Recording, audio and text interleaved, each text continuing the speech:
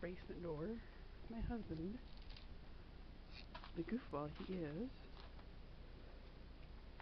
clearing out the compressors. And he refuses a coat, gloves, or a hat. He's going to unbury our compressors. I have no shoes on, so I'm going back inside.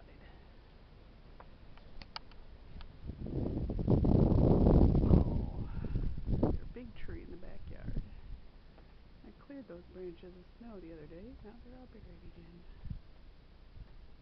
We're underneath our deck. That's got 2 feet of snow on.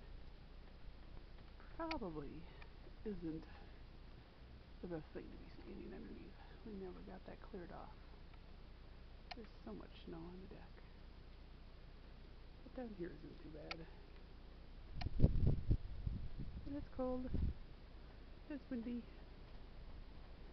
And all I have on are my ugly shower shoes. So I must go. Gust. Gotta win, Gust. Goodbye.